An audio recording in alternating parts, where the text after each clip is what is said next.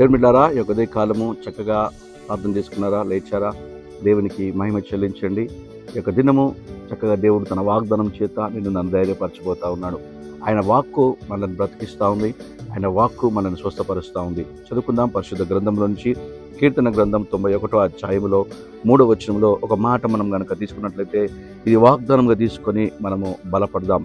దేవుని వాక్యం అంటా ఉంది, నాశనకరమైన తెగులు రాకుండా నిన్ను రక్షించును.